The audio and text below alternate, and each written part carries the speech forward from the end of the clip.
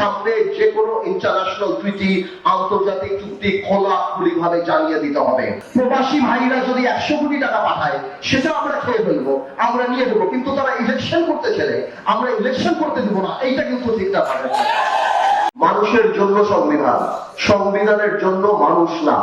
মানুষের উন্নয়নের জন্য, দুর্বল মানুষকে প্রোটেক্ট করার জন্য, গুড গভর্নেন্সের জন্য, সরকার কিভাবে চলবে, সরকারের সাথে মানুষের যে একটা সোশ্যাল কন্ট্রাক্ট, এই সব কিছুর জন্য সংবিধানের জন্ম।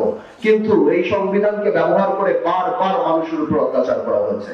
সুতরাং এই সংবিধান, যেই সংবিধান মানুষের কথা বলে না, সংবিধান যেই সংবিধানে মানুষের ইচ্ছার প্রতিফলন হয় না, মানুষের ভবিষ্যৎ দেয় না, মানুষের প্রোটেকশন দেয় না, সেই সংবিধানকে মানুষ ছুঁড়ে ফেলে দেবে।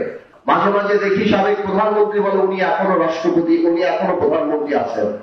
উনি এটা ওনার কেন, আওয়ামী লীগের যারা আছেন সবার উপলব্ধি করতে হবে, যখন বিপ্লব হয় তখন কোন সংবিধানে কি প্রধানমন্ত্রী পালিয়ে যাওয়ার কোন কিছু লেখা থাকে? কোনো কিছু লেখা থাকে না। সুতরাং যখন বিপ্লব হয় তখন আমরা মনে করি একটা বিপ্লবী সরকার যদি থাকতো, সেখানে যদি ইউনূস সাহেব রাষ্ট্রপতি হয়ে সর্বদল মিলিয়ে একটা সরকার গঠন করত, আমার মনে হয় সেটা আরো ভালো হতো। প্রবাসী ভাইরা যদি 100 কোটি টাকা পাঠায় সেটা আমরা খেয়ে ফেলবো, আমরা নিয়ে দেবো, কিন্তু তারা ইলেকশন করতে চাইলে আমরা ইলেকশন করতে দিব না, এইটা কিন্তু ঠিক না।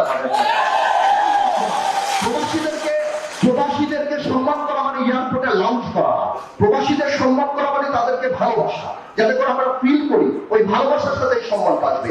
আমি 12 বছর আগে পার্লামেন্টে এই কথা বলেছি যে আজকে মানসিক ভারসাম্যহীন, নৈতিক শৃঙ্খলা জনিত অপরাধ বা যারা মানবতা বিরোধী অপরাধের সাথে জড়িত, তাদের নামের সাথে আপনারা প্রবাসীর নাম কিভাবে রাখতে পারেন?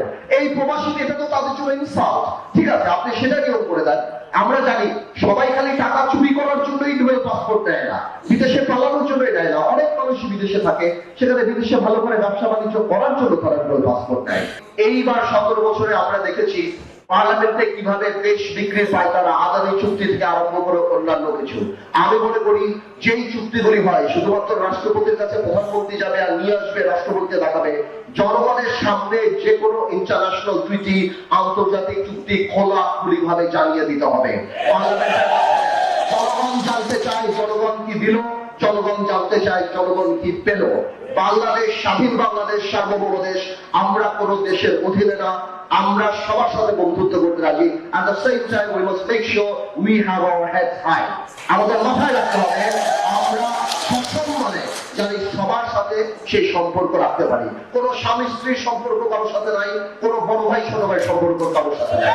আমরা একইভাবে আমাদের রাইট প্রোটেক্ট করে আমরা আমাদের অবস্থান রাখতে চাই।